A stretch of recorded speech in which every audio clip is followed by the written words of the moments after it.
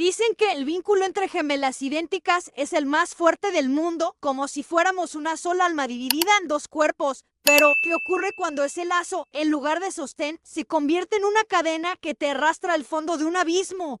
Me llamo Ofelia Santos, tengo 78 años y mi rostro refleja las marcas de una vida que ha sido tan dulce como amarga. Las arrugas que rodean mis ojos son testimonio de sonrisas y lágrimas en igual medida, sobre todo cuando recuerdo la traición que provino de las dos personas que más amé. Regina y yo llegamos al mundo con una diferencia de 15 minutos, yo primero. Ella inmediatamente después, como si tuviera prisa por alcanzarme.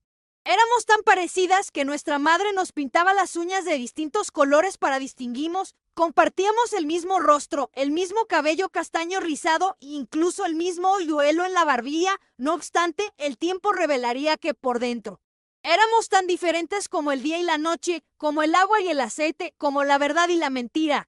Nuestra niñez en Ribeirão Preto fue como un sueño dorado, protegidas por el amor incondicional de nuestros padres. Papá, profesor de historia, nos narraba relatos fascinantes sobre civilizaciones antiguas antes de dormir. Mamá, enfermera dedicada, cuidaba de nuestros males con manos suaves y palabras dulces. Vivíamos en una casa amarilla con ventanas azules, con un patio donde crecía un árbol de mango que nos brindaba frutos deliciosos cada verano, hasta que el destino, con su crueldad implacable, partió nuestra familia por la mitad. En una noche lluviosa de septiembre, recuerdo cada detalle como si hubiera ocurrido ayer. El teléfono sonando en medio de la madrugada, la vecina en la puerta con el rostro pálido, las palabras que cambiaron todo, accidente en la carretera, lluvia fuerte, camión descontrolado. Nuestros padres se habían ido para siempre, dejando a dos niñas de 13 años huérfanas en un mundo repentinamente demasiado grande. Nuestra tía Celeste, hermana de mamá, nos acogió en su casa en Sao Paulo. Era una mujer soltera, profesora de piano que nunca había tenido hijos y, de repente, se vio responsable de dos adolescentes devastadas por la pérdida. Hizo lo mejor que pudo con su afecto torpe pero sincero. Nos inscribió en una buena escuela, proveyó acompañamiento psicológico e intentó llenar el vacío inmenso que nuestros padres habían dejado sin conseguirlo por completo. Fue tras la mudanza a Sao Paulo que las diferencias entre Regina y yo comenzaron a profundizarse como un abismo. El dolor transformó a cada una de nosotras de maneras completamente distintas. Mientras yo busqué refugio en los estudios y en las responsabilidades, como si organizar el mundo exterior pudiera compensar el caos interior, Regina se encerró en su propia oscuridad, cultivando una rabia que crecía silenciosamente como una hierba venenosa en el jardín de nuestra niñez perdida.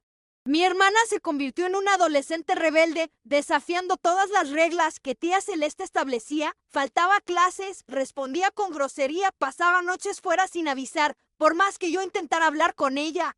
Era como hablarle a una pared de resentimiento. Decía que la irritaba con mi comportamiento de tantita perfecta, como si mi manera de afrontar el duelo fuera una acusación silenciosa a su propio dolor. Las habitaciones que compartíamos, divididas solo por una pared delgada, parecían separadas por un océano de incomprensión. Aún así, continuó intentando alcanzarla a través de esa barrera invisible. Cuando ella regresaba tarde y en estado de ebriedad, la ayudaba a limpiarse antes de que tía Celeste se diera cuenta. Cuando reprobaba en los exámenes, pasaba horas tratando de explicarle la materia. Sentía que era mi obligación protegerla, como si fuera una promesa silenciosa que les había hecho a nuestros padres. Regina parecía aceptar mi ayuda con una mezcla de gratitud a regañadientes y resentimiento apenas disimulado, como quien recibe un obsequio deseado, pero detesta necesitarlo. Lo que no lograba comprender en ese entonces era ese destello en sus ojos cuando yo lograba algo que ella no. Una buena calificación, un elogio de la tía, la atención de algún muchacho. Un brillo que solo aprendería a reconocer años más tarde, cuando ya era demasiado tarde. Envidia, con cada logro mío, por insignificante que fuera, parecía marchitarse un poco más por dentro, como si mi felicidad absorbiera la suya. Como si no existiera espacio en el mundo para que dos hermanas idénticas pudieran brillar al mismo tiempo. La competencia que nunca deseé siempre estaba presente en su mirada. Me encantaría saber desde dónde me están escuchando ahora. Dejen en los comentarios el nombre de su ciudad, porque cada lugar nuevo que descubro a través de sus palabras es como una pequeña ventana que se abre, permitiéndome viajar sin salir de esta mecedora donde paso mis tardes. Y créanme, su compañía, aunque virtual, calienta mi corazón de una forma que ni se imaginan. Los años fueron transcurriendo y llegamos a la edad adulta aún viviendo con tía Celeste. Yo estudiaba pedagogía en la Universidad Estatal, mientras que Regina había abandonado 3 carreras diferentes, incapaz de comprometerse con cualquier camino. Trabajaba en empleos temporales, dependienta, camarera, recepcionista, siempre terminando en despidos o salidas intempestivas tras conflictos con jefes o colegas, como una ave inquieta. Parecía incapaz de posarse en ningún lugar el tiempo suficiente para construir un nido. Nuestra apariencia física seguía siendo prácticamente idéntica, pero nuestras personalidades ya habían convertido en el negativo una de la otra. Yo me había transformado en una persona organizada, responsable, planificadora, mientras que Regina vivía en el caos.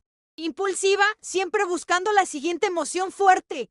A veces la pillaba observándome con una intensidad perturbadora, como si estudiara cada detalle mío para después reproducirlo en sí misma. Llegó a comprar ropa idéntica a la mía sin avisarme, creando situaciones confusas cuando aparecíamos vestidas como reflejos perfectos la una de la otra. Hubo un episodio particularmente doloroso cuando Regina sedujo a un muchacho por quien yo estaba interesada. Carlos era compañero de la facultad, habíamos salido algunas veces y yo estaba ilusionada con la posibilidad de una relación. Cuando lo invité a una cena en casa y se lo presenté, noté de inmediato aquel brillo en su mirada. El brillo de quien ha visto una presa. Una semana después, los encontré besándose en el sofá de la sala cuando llegué más temprano de la facultad. Regina me encaró sin ninguna señal de arrepentimiento, mientras que Carlos balbuceaba explicaciones confusas sobre haber confundido a ambas. Perdoné a Regina, como siempre hacía. Me convencí a mí misma de que ella estaba simplemente perdida. Herida por la pérdida prematura de nuestros padres, incapaz de lidiar con sus emociones de forma saludable. Yo me había convertido no solo en su hermana, sino en una especie de madre sustituta, siempre lista para limpiar los líos que dejaba a su paso. Tía Celeste me decía que yo solo estaba facilitando su comportamiento destructivo, pero no podía evitar el lazo de sangre. Aquella conexión invisible que nos unía desde el útero parecía más fuerte que cualquier rencor o resentimiento. Cuando cumplimos 26 años, tía Celeste sufrió un derrame cerebral repentino y nos dejó en menos de una semana. El segundo gran duelo de nuestras vidas nos afectó de maneras diferentes. Nuevamente, yo me sumergí en el proceso burocrático, funeral, inventario. Mientras yo me dedicaba a organizar documentos y gestionar nuestras finanzas, Regina se sumergía en un torbellino de fiestas sin fin, intentando, quizás, bailar para alejar el dolor. La pequeña herencia que nos dejó nuestra tía pronto se convirtió en un punto de conflicto entre nosotras. Regina exigía su parte para seguir viviendo su desenfrenada vida, mientras que yo insistía en invertir ese dinero en algo que nos asegurara un futuro estable. Fue precisamente durante este periodo de agitación que Eduardo llegó a mi vida. Como un rayo de sol después de una larga y tormentosa noche, nos conocimos en la escuela donde yo había empezado a trabajar como profesora. Él era ingeniero y había sido contratado para supervisar la renovación del antiguo edificio, alto, con unos ojos verdes y profundos que siempre parecían estar pensando y una sonrisa tímida que iluminaba su rostro. Eduardo era la personificación de la calma y la estabilidad que yo tanto anhelaba. Nuestras conversaciones durante los descansos se fueron transformando en almuerzos que a su vez se convirtieron en cenas. Sin darnos cuenta, estábamos profundamente enamorados, soñando con un futuro juntos. Cuando le presenté a Regina, contuve la respiración, temiendo ver de nuevo esa mirada codiciosa que conocía tan bien en sus ojos. Para mi sorpresa y alivio, pareció genuinamente feliz por mí.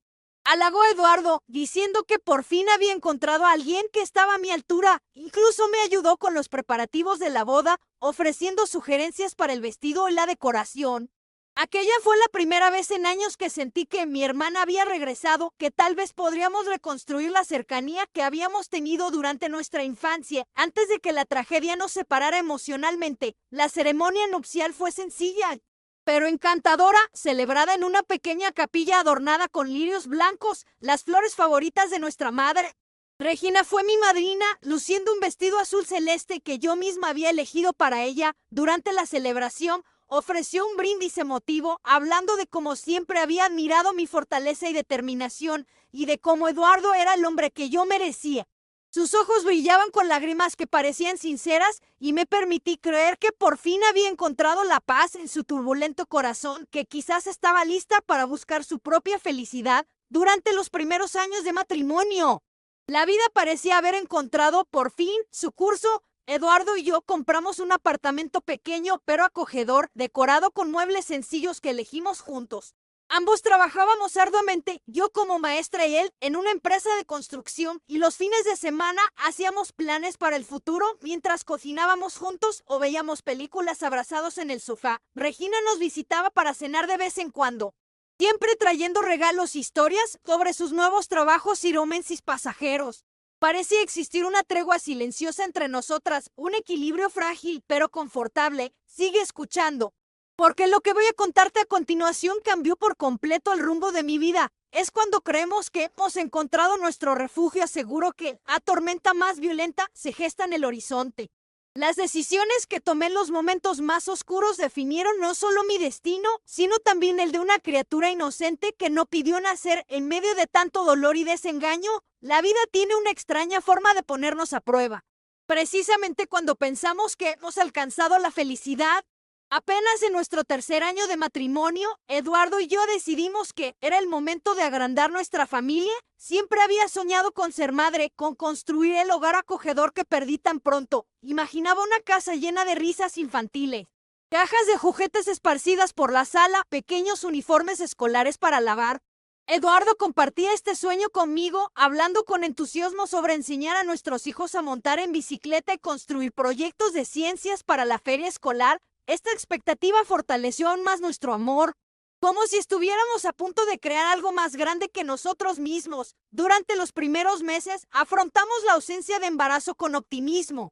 Comprábamos pruebas de farmacia con regularidad y a cada resultado negativo nos decíamos el uno al otro que, durante un tiempo determinado, programamos momentos específicos en concordancia con mi ciclo fértil, explorando diversos métodos que descubríamos en revistas a través de consejos de amigos. La conexión íntima entre nosotros adquirió un propósito trascendental.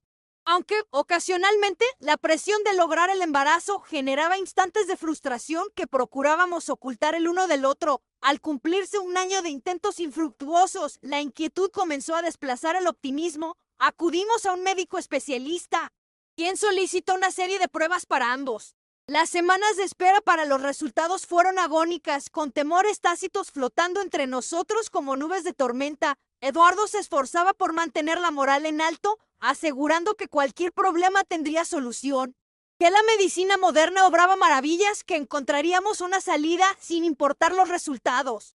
Yo intentaba creer en sus palabras, pero el miedo crecía sigilosamente en mi interior. La consulta para analizar los resultados permanece grabada en mi memoria con dolorosa nitidez. El consultorio color beige, adornado con diplomas embarcados en las paredes, el médico de mediana edad con una expresión deliberadamente neutra. Las palabras que resonaron como piedras. Padecía una condición que hacía prácticamente imposible concebir de manera natural. Existían tratamientos, pero las probabilidades eran mínimas. El silencio que siguió fue ensordecedor. El sonido de un sueño desmoronándose en maíz de fragmentos afilados que parecían desgarrar mi alma y mi vientre al mismo tiempo. Salimos del consultorio tomados de la mano, pero un abismo invisible comenzaba a formarse entre nosotros. En los días posteriores, investigamos tratamientos de fertilidad, evaluamos opciones como la fecundación in vitro, debatimos posibilidades como la adopción. Eduardo parecía participar activamente en las conversaciones, pero yo percibía algo distinto en su mirada, una sombra, una vacilación, un retroceso sutil cuando surgía el tema. Pasaba más tiempo en el trabajo, llegaba más tarde. Se mostraba distante incluso cuando estábamos juntos en el mismo espacio. Compartí mi angustia con Regina durante uno de nuestros almuerzos mensuales. Para mi sorpresa, demostró una compasión que no había visto en años. Tomó mi mano mientras lloraba, me brindó palabras de consuelo, me aseguró que sería una madre maravillosa y independientemente de cómo llegara el niño a mi vida, sugirió que quizás necesitábamos tiempo para asimilar la noticia que Eduardo ciertamente me amaba más allá de la posibilidad de tener hijos biológicos. Su inesperada delicadeza fue un bálsamo para mi corazón herido y salí del encuentro sintiéndome menos sola en mi dolor. Regina empezó a frecuentar más nuestra casa, siempre llevando pequeños obsequios para animar el ambiente, flores frescas, un libro que pensaba que me interesaría, un vino especial para la cena. Le ofrecía ayudar con las tareas domésticas mientras yo lidiaba con la depresión que lentamente me consumía. Eduardo parecía apreciar su presencia. comentando lo grato que era ver que finalmente habíamos superado nuestras diferencias y nos habíamos vuelto cercanas nuevamente. Yo, en mi ingenuidad, interpretaba esa aproximación como un regalo en medio de la tormenta, mi hermana finalmente actuando como el refugio que tanto necesitaba. Las señales estaban todas allí, ahora lo comprendo. Eduardo cancelando nuestra cena de aniversario de bodas debido a una reunión importante, Regina apareciendo con pretextos cada vez más frecuentes para estar en nuestra casa, un perfume diferente en sus camisas. Miradas intercambiadas entre ellos cuando creían que yo no estaba observando, la forma en que ambos se ponían incómodos cuando yo entraba. En una habitación donde estaban conversando. Pero la negación es una fuerza poderosa cuando la verdad es demasiado dolorosa para ser enfrentada. Fue María, mi compañera de trabajo, quien finalmente me abrió los ojos durante un café después de la clase. Ella vaciló, mordiéndose el labio nerviosamente antes de confesarme que había visto a Eduardo y a Regina juntos en el centro comercial, tomados de la mano. Definitivamente, aquellas caricias no eran adecuadas entre cuñados. Mi reacción primaria fue defenderlos, argumentando que María seguramente había confundido a Regina con otra persona o había malinterpretado un gesto inocente. Después de todo, ¿cómo mi propia hermana gemela, mi sangre, la persona con quien crecí, podría ser algo tan ruin?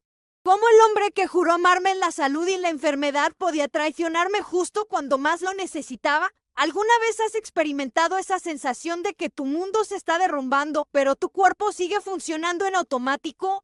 Si es así, compárteme en los comentarios cómo lo manejaste, porque así fue exactamente como me sentí mientras conducía a casa esa tarde, decidida a confrontarlos a ambos. Las lágrimas nublaban mi visión, pero algo dentro de mí se había endurecido como el concreto. La muchacha que siempre perdonaba a su hermana problemática, que hacía la vista gorda ante sus transgresiones, que creía que el amor lo supera todo, había muerto. En su lugar nacía una mujer que exigía la verdad. Sin importar cuán fea o dolorosa fuera, hago una breve pausa en este momento para agradecerte a ti que has llegado hasta aquí compartiendo tu valioso tiempo para escucharme. Aprovecho para pedirte encarecidamente que no olvides darle me gusta al video para que mi historia pueda alcanzar al mayor número de personas posible. Muchas gracias por tu ayuda. Ahora permíteme proseguir donde me quedé. Llegué a casa más temprano ese día, con el corazón latiendo tan fuerte que parecía querer salirse del pecho. El departamento estaba en silencio, las cortinas de la sala se balanceaban levemente con la brisa que entraba por la ventana entreabierta. Dejé mi bolso sobre la mesa y caminé hacia el cuarto, guiada por un presentimiento sombrío que hacía temblar mis piernas. La puerta estaba entreabierta y a través de la rendija pude ver dos siluetas en la cama, nuestro lecho, el lugar que se suponía sagrado para Eduardo y para mí, voces susurradas, risas ahogadas. El inconfundible sonido de la traición. Abrí la puerta con un movimiento brusco y vi la escena que cambiaría mi vida para siempre.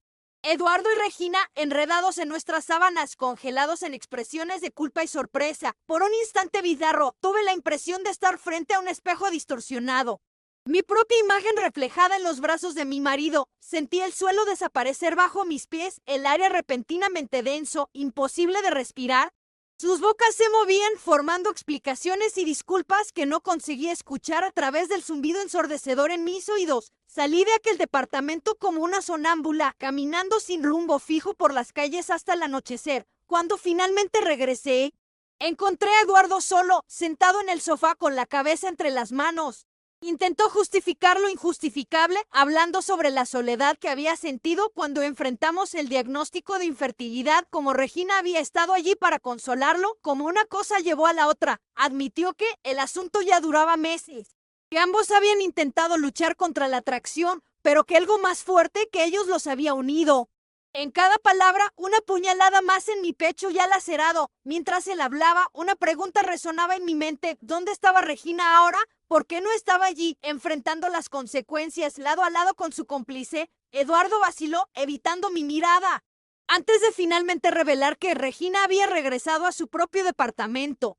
Entonces me dijo algo que me dejó sin aliento. Estaba pensando en mudarse al apartamento de ella, pues ya no veía futuro para nuestro matrimonio. La audacia de aquella decisión, tomada sin ninguna consideración por mí, hizo hervir mi sangre. Ellos ya habían planeado todo, rediseñando sus vidas a mi costa. Me trataron como un simple estorbo en el camino hacia su felicidad. Esa noche la pasé en casa de María, incapaz de permanecer bajo el mismo techo que Eduardo, entre sollozos y tazas de té. Intenté comprender cómo mi vida se había desmoronado de manera tan completa, el dolor de la infertilidad que ya parecía insoportable. Ahora era solo una nota al pie comparado con la doble traición que había sufrido.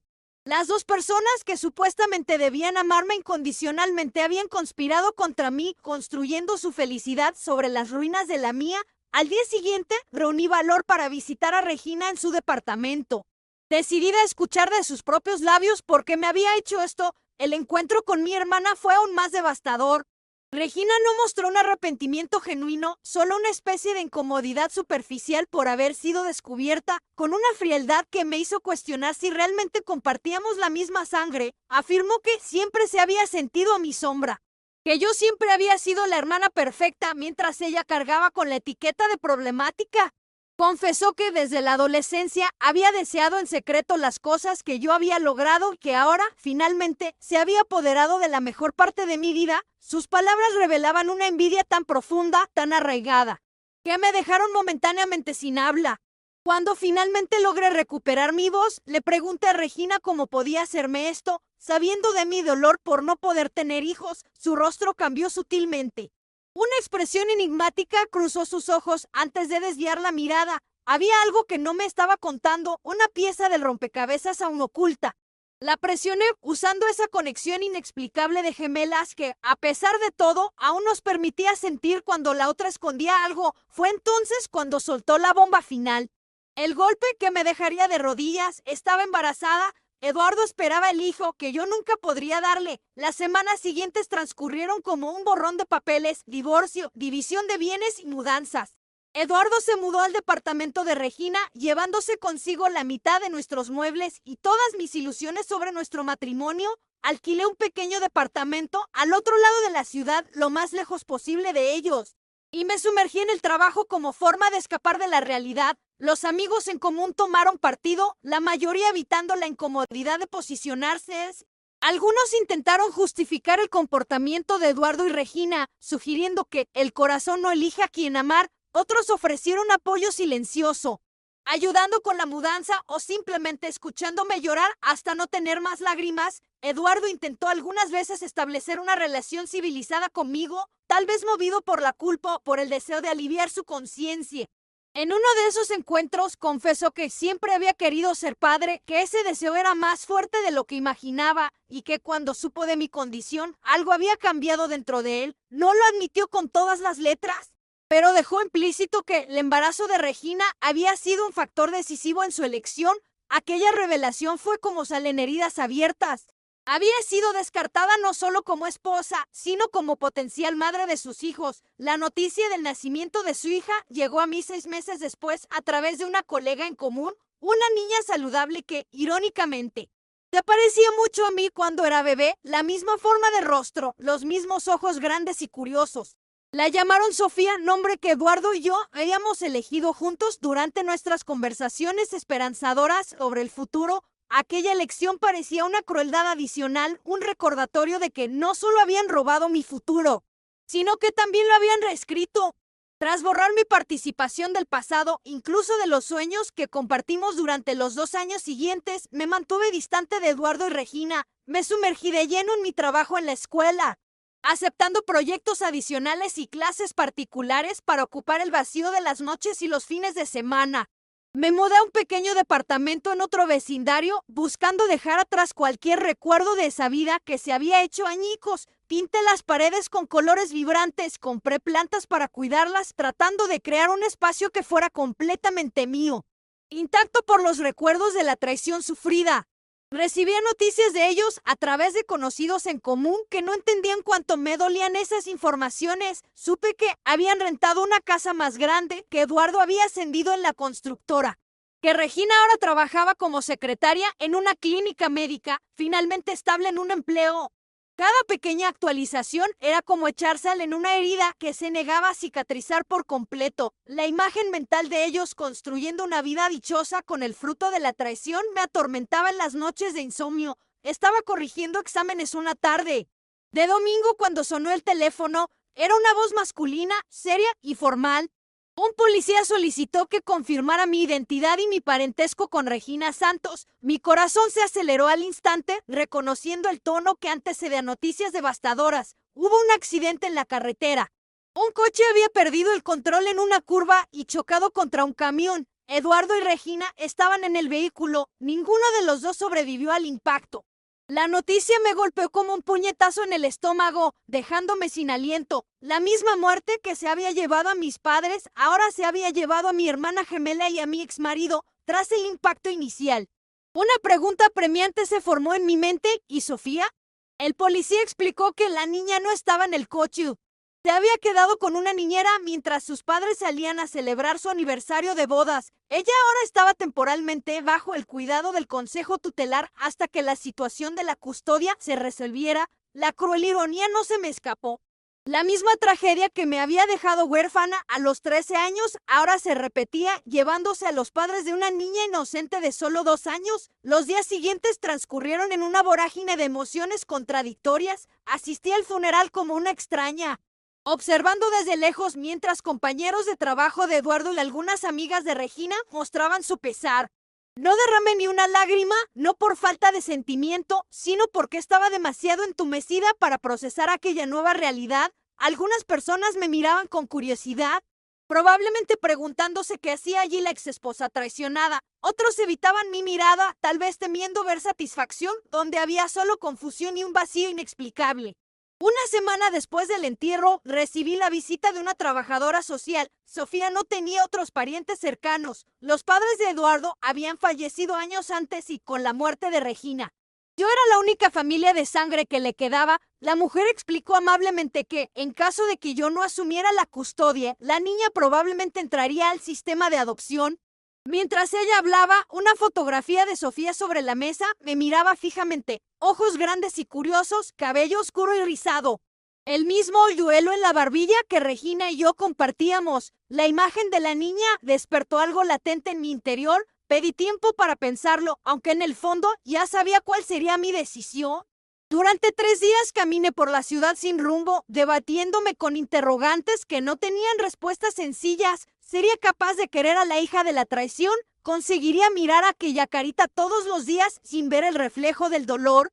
El ajuste de cuentas se manifestaría. Sofía pagaría por los errores de Eduardo y Regina, los responsables de la herida que marcó mi niñez. El recuerdo de la pérdida y el desamparo que sentí, a pesar de la presencia de tía Celeste, seguía vivo. Tal vez el destino me ofrecía la oportunidad de resarcirme, no por ellos, sino por mí misma. El primer encuentro con Sofía en el refugio provisional quedó grabado en mi memoria. Al entrar en la sala llena de colores, la vi jugando y gritando, «¡Mamá, mamá!».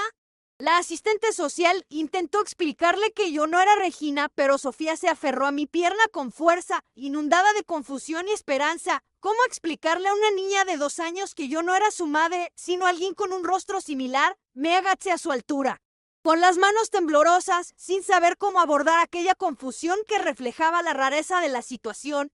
Las primeras semanas fueron una adaptación compleja y dolorosa. Sofía alternaba entre llamarme mamá y estallar en llanto al darse cuenta, de manera instintiva, de que no era la persona que conocía. Transformé el pequeño estudio de mi departamento en una habitación infantil, llevando algunos juguetes y objetos familiares de la casa donde vivía con sus padres, buscando crear una sensación de continuidad en su vida fracturada. Se despertaba durante la noche, llamando desesperadamente a sus padres, y yo la acunaba, dividida entre el deseo de consolarla y la extraña incomodidad de ser el reflejo de su madre ausente. Desde el principio, tomé una resolución que algunos cuestionaron: ser completamente honesta con Sofía sobre sus orígenes, adaptando la información a cada etapa de su desarrollo. No quería construir nuestra relación sobre mentiras o verdades a medias. Cuando creció y logró comprender conceptos más complejos, le expliqué con paciencia que era la hermana gemela de su madre, que a veces las personas nos confundían por nuestro parecido, pero que ahora yo sería quien cuidaría de ella para siempre.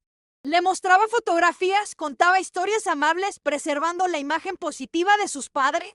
Mientras guardaba el dolor de la traición para mí, cuidar de Sofía me hizo darme cuenta de la importancia del apoyo en momentos difíciles. Si estás atravesando una situación complicada, compártela para que otros puedan ofrecer palabras de aliento. Compartir el dolor es, a menudo, el primer paso hacia la sanación. A medida que Sofía crecía, nuestro vínculo se fortalecía, dejando atrás las complejidades del inicio. A los 4 años había aprendido a llamarme tía Ofelia en lugar de mamá, aunque a veces se confundía cuando estaba somnoliento o asustada. Encontramos una rutina que funcionaba para ambas: desayunos juntas antes de la escuela, cuentos antes de dormir, paseos dominicales en el parque. Pequeñas tradiciones que construían un sentido de normalidad en nuestra inusual situación. La inscribí en el jardín de niños de la escuela donde trabajaba, lo que me permitía estar cerca si me necesitaba. Los otros niños hacían preguntas inocentes sobre por qué Sofía vivía con su tía en lugar de con sus padres. Ella aprendió a responder con una sencillez conmovedora: mis padres están en el cielo como los padres de tía Ofelia, así que nos cuidamos mutuamente. Los profesores y los padres que conocían nuestra historia siempre mostraban una mezcla de admiración y curiosidad por mi decisión de criar a la hija de la traición que había destruido mi estabilidad emocional en nuestra casa. Conservábamos algunas fotografías de Regina y Eduardo, no muchas, pero las suficientes para que Sofía estableciera una conexión visual con ellos. A veces la sorprendía observando con detenimiento una imagen en particular, donde Regina sonreía radiantemente durante un picnic. Deslizaba sus pequeños dedos sobre el rostro de su madre, luego tocaba mi cara como si comparara los parecidos. Son iguales, pero diferentes, decía pensativa, con esa aguda percepción que los niños pequeños muestran de vez en cuando, sorprendiendo a los adultos. Las preguntas 35 minutos y 25 segundos sobre sus padres comenzaron a los 5 años, volviéndose gradualmente más específicas y difíciles de responder. ¿Por qué tú y mamá no vivían juntas cuando yo nací? ¿Por qué no venías a visitarnos? ¿A papá le agradabas? Cada pregunta era como adentrarse en un campo minado. Deseaba ser honesta, sin abrumarla con la crueldad de la verdad completa, preservando su amor por sus padres sin construir una fantasía que eventualmente se derrumbaría. Respondía con medias verdades cuidadosas, enfocándome en cómo a veces los adultos toman decisiones complicadas, pero que todos la 36 minutos y 3 segundos amaban mucho. Cuando Sofía cumplió 7 años, recibí un ascenso a coordinadora pedagógica, lo que significaba más responsabilidades, pero también un mejor salario. Pudimos mudarnos a un departamento más grande, con un cuarto propio para que ella lo decorara a su gusto. Eligió un papel tapiz con estrellas y planetas, fascinada por la astronomía, después de un proyecto escolar sobre el sistema solar. El nuevo espacio parecía indicar que ambas estábamos dejando atrás las sombras del pasado, construyendo algo genuinamente nuestro, no solo una 36 minutos y 39 segundos situación temporal nacida de la tragedia. Fue alrededor de esa época cuando conocí a Roberto, un profesor de matemáticas recién transferido a nuestra escuela, viudo desde hacía algunos años y con una hija un poco mayor que Sofía. Tenía ojos amables y una risa que iluminaba todo su rostro. Nuestra amistad comenzó en reuniones pedagógicas y evolucionó gradualmente a cafés después del trabajo, largas conversaciones sobre educación, literatura y las alegrías y desafíos de criar hijas solas. Por primera vez en años, sentí esa chispa de 37 minutos y 17 segundos posibilidad. Esa apertura peligrosa y excitante del corazón que había jurado mantener cerrado. Sofía notó mi cambio de ánimo incluso antes de que yo me admitiera lo que estaba sucediendo. ¿Te ves diferente cuando hablas del profesor Roberto?, observó una noche mientras le trenzaba el cabello para dormir. Tus ojos se ven más brillantes. Su observación me tomó por sorpresa, haciéndome sonrojar como una adolescente. Le expliqué que éramos solo amigos, pero ella negó con la cabeza, con esa certeza absoluta de los niños. Al 37 minutos y 54 segundos le gustas. ¿Y a ti te gusta él? Yo creo que está bien. Tú mereces a alguien agradable. La idea de permitir una nueva relación en mi vida era aterradora. El miedo a la traición había echado raíces profundas y la responsabilidad de cuidar de Sofía parecía exigir toda mi energía emocional. Cuando Roberto finalmente me invitó a cenar, dudé largamente antes de aceptar. Nuestra primera salida oficial fue una mezcla de nerviosismo y alegría casi olvidada. Conversamos durante horas sin darnos cuenta del tiempo transcurrido. Reímos de historias compartidas sobre nuestros 38 minutos y 33 segundos alumnos. Descubrimos gustos similares en música y películas antiguas. La noche terminó con un beso suave y la promesa de un segundo encuentro. Integrar a Roberto en nuestra pequeña familia fue un proceso gradual y cuidadoso. Comencé con encuentros casuales donde Sofía podía conocerlo en ambientes neutrales y divertidos. un picnic en el parque, una tarde en el Museo de Ciencias, una ida al cine seguida de helado. Su hija, Leara, pronto se hizo amiga de Sofía, creando una dinámica que parecía natural y no forzada. Observaba atentamente como 39 minutos y 10 segundos él interactuaba con las niñas, notando su paciencia genuina y su capacidad para responder preguntas. Ser capaz de imaginar un futuro donde la soledad ya no fuera una constante se fue abriendo paso en mi mente, gracias a la forma en que respetaba sus opiniones y sentimientos. Sofía fue quien destrabó algo en mí que permanecía oculto. Una noche luego de que Roberto cenara con nosotros y le leyera cuentos antes de dormir, tomó mi mano con una intensidad sorprendente, diciéndome: «Tú siempre me dices, Ofelia, que debo ser valiente con las cosas que me dan miedo, como nadar en aguas profundas o andar en bicicleta sin rueditas. Tú también debes ser valiente». Tus ojos, tan parecidos a los míos y a los de Regina, me miraban con una sabiduría que superaba sus años. Si nunca intentas ser feliz de nuevo por miedo, entonces lo que les pasó a mamá y papá te seguirá doliendo. Incluso después de tanto tiempo, las palabras de Sofía generaron un cambio profundo en mí, como si una puerta que había permanecido cerrada durante mucho tiempo finalmente se abriera. Tenía razón, me mantenía prisionera del pasado, permitiendo que la traición de Regina y Eduardo controlara mis decisiones. Incluso años después de sus muertes, decidí que era hora de realmente avanzar. No solo existir en ese limbo entre el trauma pasado y la posibilidad de una futura felicidad. Con esta resolución permití que mi relación con Roberto floreciera lentamente como una planta delicada que finalmente encuentra la luz tras años en la sombra. Nuestra primera gran crisis llegó cuando Sofía cumplió 10 años. Hasta ese momento había protegido cuidadosamente los detalles más dolorosos de la relación entre sus padres y yo. Había mantenido la narrativa en términos que una niña pudiera entender. Su madre y yo éramos hermanas que habían seguido caminos diferentes. Su padre había sido mi esposo antes de enamorarse de Regina y luego decidir estar juntos, una versión simplificada, suavizada de la bruta verdad. Pero los niños crecen, hacen preguntas más complejas, perciben contradicciones y silencios donde los adultos intentan esconder el dolor. Todo comenzó cuando Sofía encontró, mientras buscaba material para un proyecto escolar sobre el árbol genealógico, una vieja caja de recuerdos donde guardaba algunas memorias de mi matrimonio con Eduardo. Entre fotografías y tarjetas había una carta que escribí, pero nunca envié, donde vertía toda mi rabia y dolor tras descubrir la traición. Las palabras eran crudas, cargadas del veneno de la traición reciente, acusaciones e insultos. Descripciones explícitas del descubrimiento, mi deseo de que nunca fueran felices juntos, palabras que nunca debieron ser leídas por su hija. El enfrentamiento fue inevitable. Sofía me esperaba en la sala cuando llegué del trabajo, la carta arrugada en sus manos, los ojos rojos de tanto llorar. Las preguntas llegaron como proyectiles porque nunca conté toda la verdad. ¿Por qué los dejé parecer personas buenas en mis historias cuando me habían lastimado tan profundamente? ¿Cómo podía mirarla todos los días y recordar la traición? El dolor en su voz me cortaba como un cuchillo, no porque sus preguntas fueran injustas, sino porque finalmente me di cuenta de que mi intento de protegerla había creado un cimiento inestable sobre el cual habíamos construido nuestra relación. Me senté a su lado en el sofá, respiré hondo y le conté toda la historia. No la versión suavizada para una niña, sino la verdad compleja de adultos imperfectos tomando decisiones egoístas. Le hablé sobre el diagnóstico de infertilidad, sobre cómo Eduardo se había alejado, sobre cómo Regina, invadida por esa envidia que la acompañaba desde la infancia, se había aprovechado de la situación. Le conté sobre el descubrimiento, el dolor devastador de la doble traición y luego, crucialmente, le hablé sobre el proceso de elegir criarla después del accidente.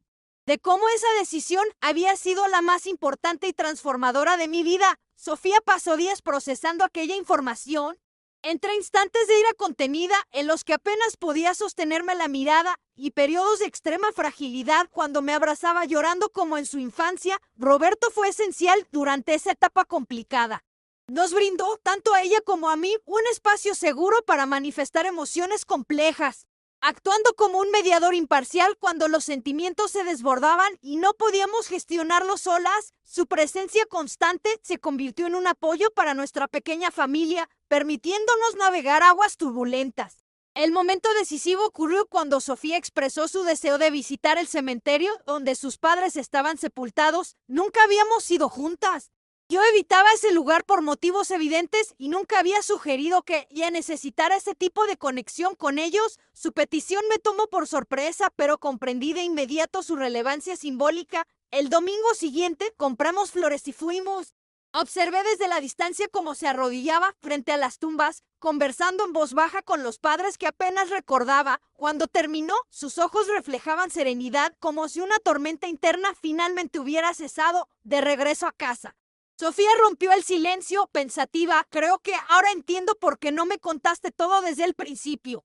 Querías que los amara sin complicaciones. Es extraño pensar que ellos te hicieron algo tan malo, pero aún así me amaste desde el primer día.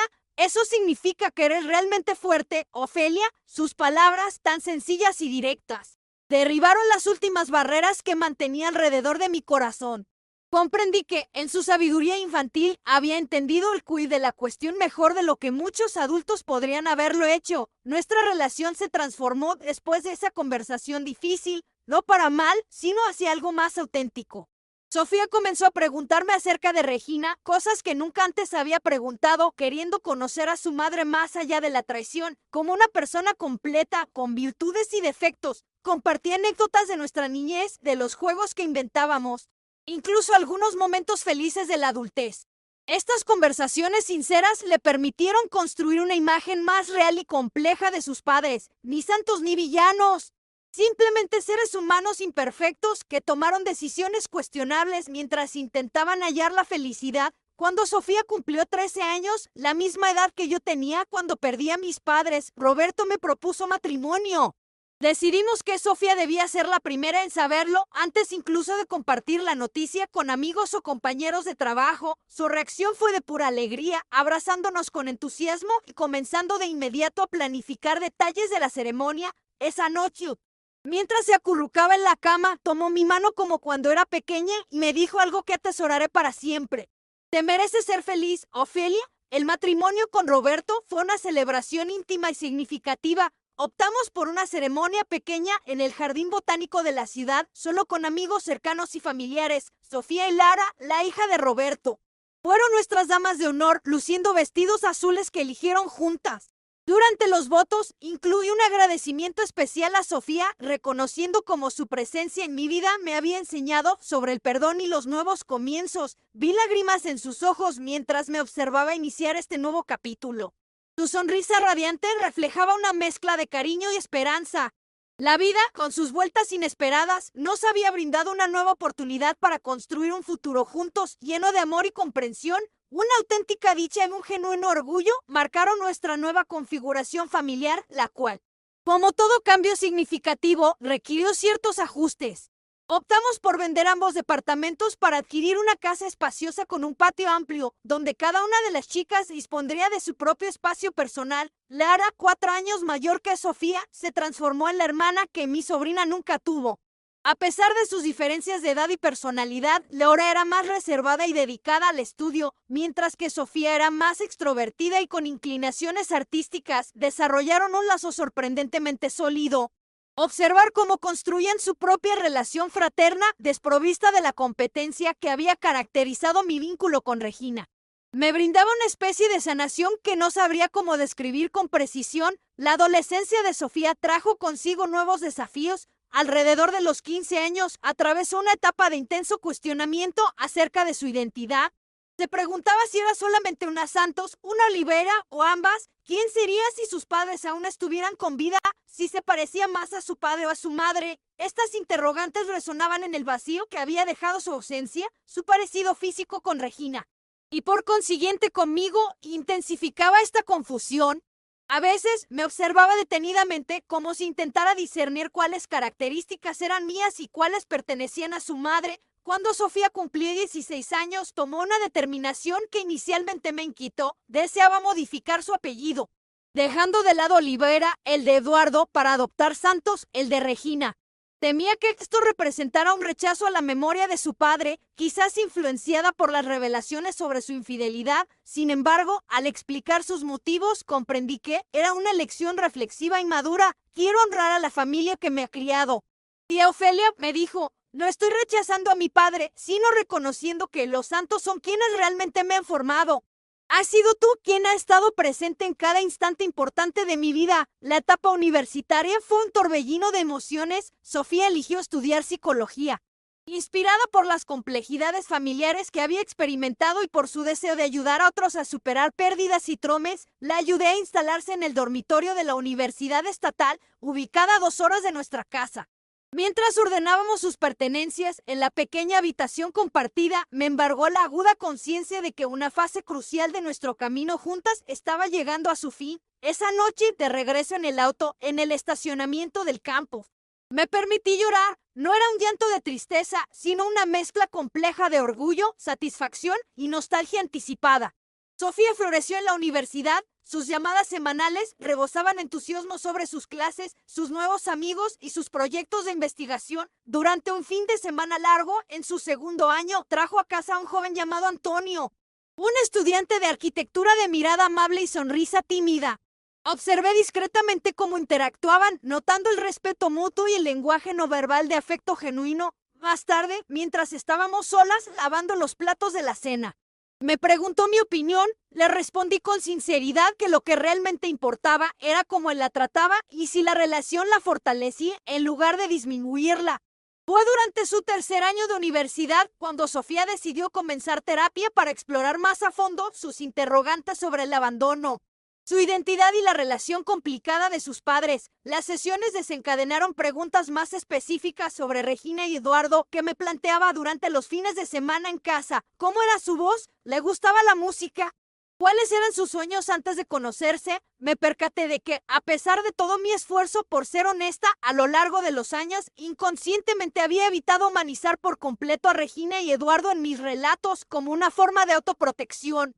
Una tarde lluviosa, Sofía me hizo una petición inesperada. Quería ver todos los álbumes de fotografías, cartas, cualquier cosa que hubiera guardado relacionada con Regina y Eduardo. Con cierta vacilación, bajé al sótano, desenterré cajas que había mantenido cerradas a propósito durante años. Pasamos horas sentadas en el suelo de la sala, extendiendo recuerdos físicos de vidas interrumpidas.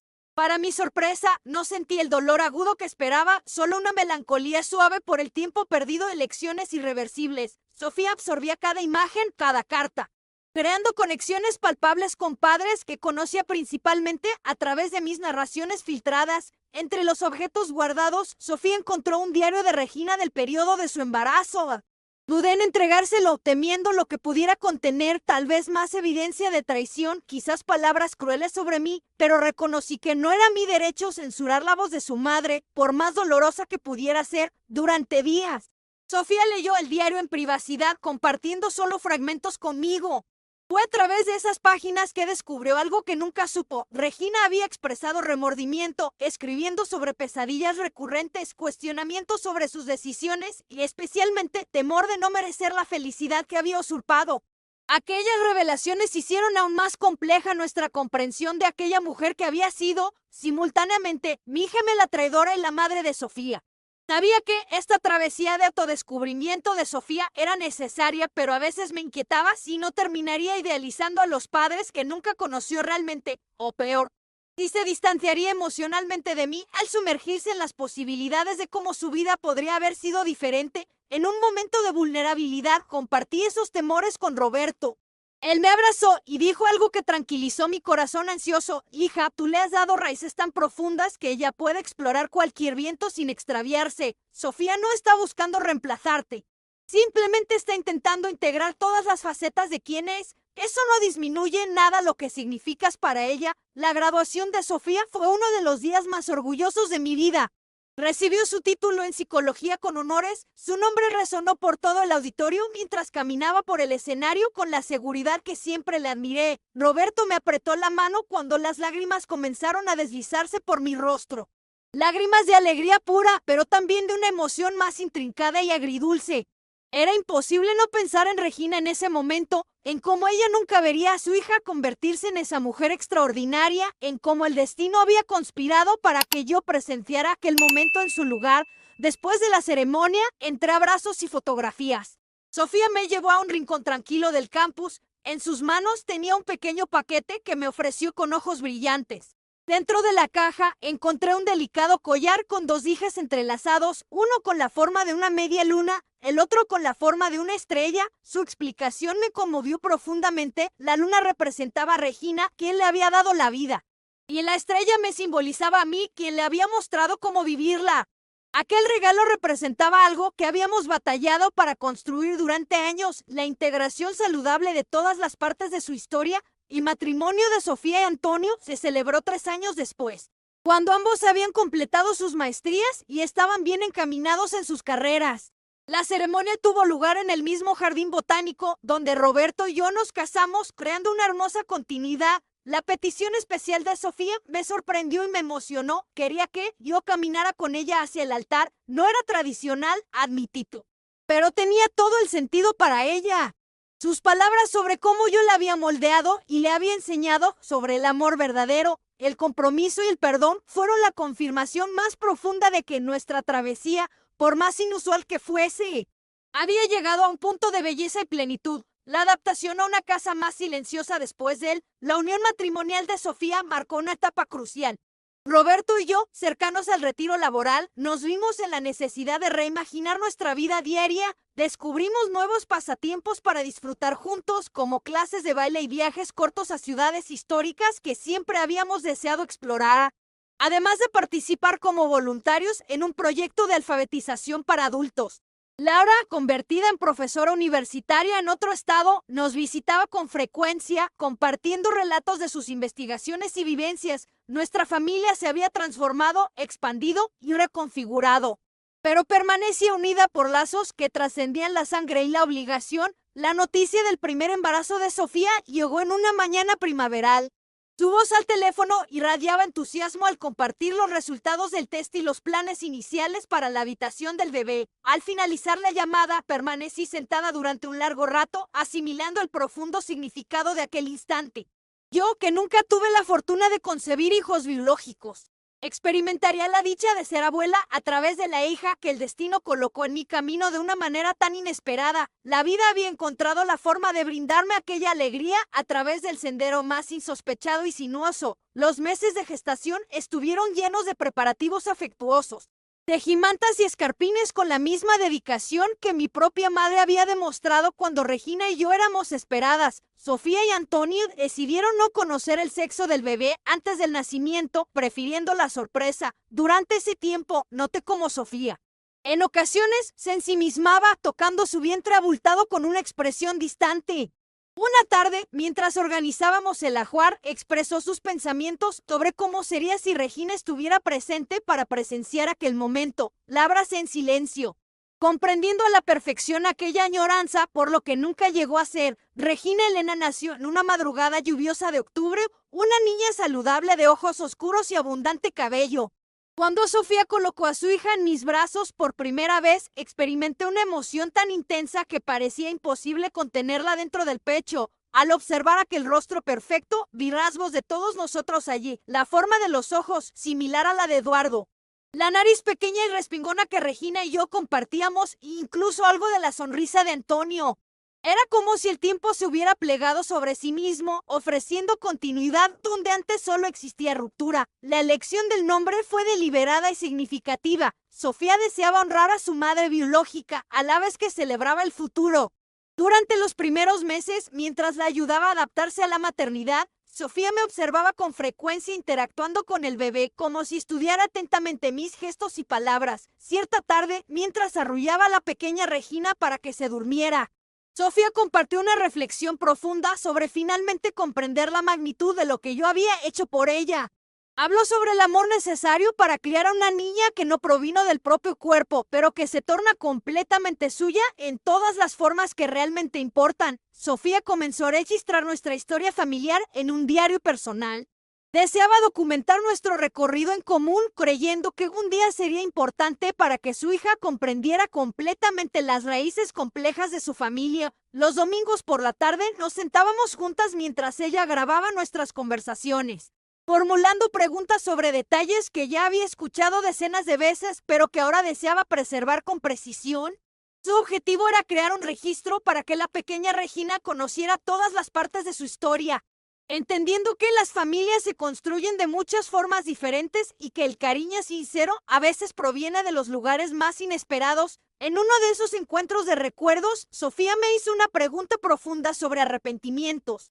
Quiso saber si, pudiendo retroceder en el tiempo, habría tomado decisiones diferentes. La pregunta quedó suspendida entre nosotras, cargada de significados. Reflexioné largamente antes de responder. Buscando la verdad más profunda en mi corazón, confesé que el dolor de la traición fue insoportable, que por mucho tiempo deseé que nada de eso hubiera sucedido. Sin embargo, al mirar hacia atrás, me di cuenta de que si cualquier pieza de aquel rompecabezas doloroso fuera diferente, Sofía tal vez no existiría o no sería quien es hoy, y ella, sin duda, era lo mejor que me había pasado en la vida entonces. No me arrepentía. El camino fue difícil, pero el destino nos llevó exactamente a donde debíamos estar. Antes de concluir, si esta historia está tocando tu corazón y te gustaría apoyarme, te invito a buscar el botón Valeu Demais debajo del video. Es un botón en forma de corazón con un signo de pesos justo debajo. A través de él, puedes enviar una pequeña contribución para apoyar este canal que me ayuda a continuar contando historias como esta. Cada apoyo, cada contribución, por pequeña que sea, me hace sentir que no estoy sola en esta jornada y significa mucho para mí. Hoy, a mis 78 años, observo a la pequeña Regina jugando en el jardín de la casa que comparto con Roberto desde hace más de 2 décadas. Ella tiene 5 años ahora, los mismos rizos oscuros que Regina y yo teníamos en la infancia, el mismo hoyuelo en la barbilla que parece ser una marca registrada de las mujeres santos cuando me llama abuela Ofelia. Siento una onda de gratitud tan profunda que a veces necesito voltear el rostro para esconder las lágrimas que aún me toman por sorpresa.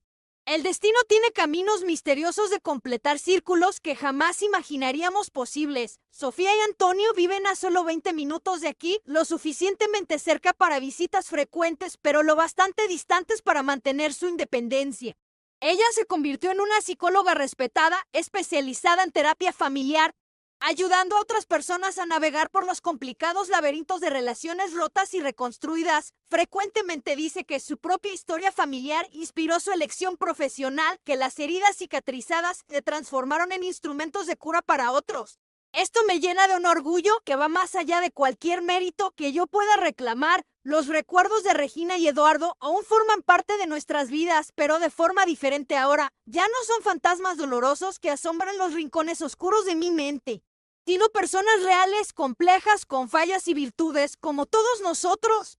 Regina está presente en el modo como la pequeña Regina inclina la cabeza cuando está concentrada. Eduardo, en el modo como Sofía cruza los brazos cuando está pensativa. La semilla de sus existencias continúa creciendo a través de las generaciones, transformada, pero aún reconocible. El diario que Sofía mantiene sobre nuestra historia familiar ha crecido a lo largo de los años. En él, ella documenta no solo el pasado, sino también el presente en constante evolución. Registra las tradiciones que creamos juntas, las pequeñas celebraciones que marcan nuestros aniversarios, las bromas internas que solo hacen sentido dentro de nuestro círculo íntimo. Este registro se ha convertido en un mapa emocional de nuestra jornada colectiva.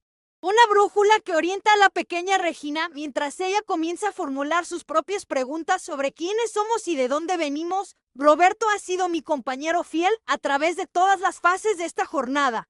Su cabello, antes castaño con algunos hilos grises, ahora es completamente blanco, pero sus ojos mantienen el mismo brillo gentil que me cautivó tantos años atrás. Hemos envejecido juntos con una gratitud tranquila por la segunda oportunidad que la vida nos dio, por la familia que construimos a partir de fragmentos rotos. Su amor por Sofía nunca intentó sustituir a Eduardo, así como mi afecto por Laura nunca compitió con el de Antonio.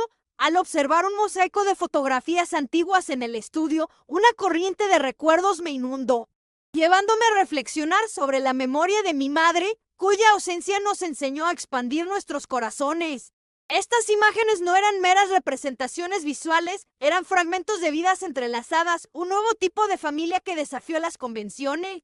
En ese conjunto, descubrí instantáneas de Regina y mías durante nuestra infancia, algunas raras de nuestros padres, el día de mi enlace con Eduardo, Regina embarazada, Sofía creciendo bajo mi cuidado, mi matrimonio con Roberto y las más recientes de la pequeña Regina. Era una línea del tiempo palpable, un testimonio de cómo los destinos se entrelazaron de formas impredecibles.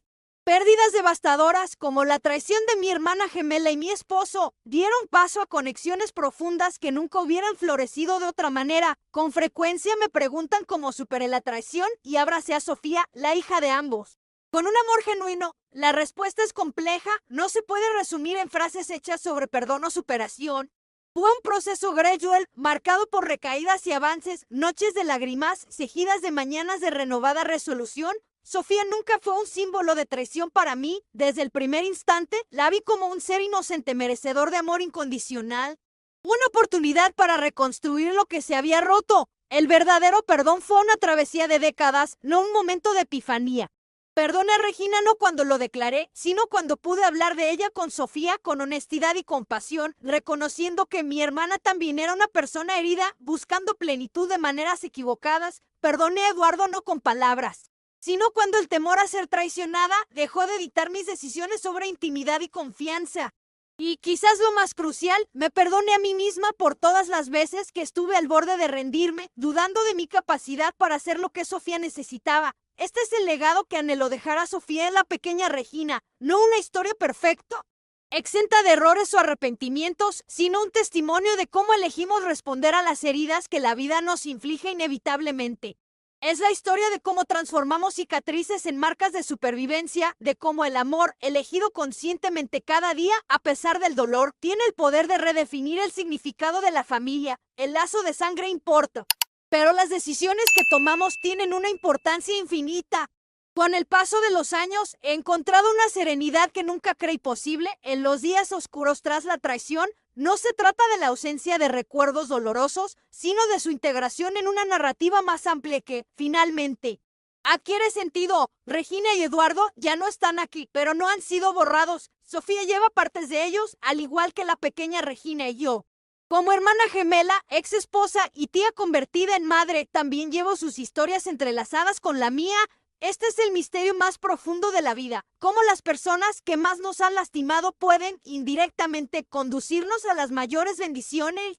Si alguna vez has experimentado una traición que pareció destruir tu mundo, quiero que sepas que estás escuchando a alguien que ha estado allí, en lo más profundo del pozo, donde la luz parece inalcanzable. Les invito a unirse a este canal, a darle me gusta a este video y a compartir esta historia, porque tal vez haya alguien en sus vidas que necesita escuchar que el dolor, por más insoportable que parezca en el momento, no es el final del camino, que a veces necesitamos perderlo todo para descubrir una fortaleza interior que ni siquiera sabíamos que poseíamos y que el corazón humano tiene una capacidad asombrosa para sanar y amar de nuevo. Mi relato narra la sanación y crecimiento personal tras superar adversidades severas. Este testimonio es mi legado. Me despido afectuosamente, esperando compartir nuevas historias pronto.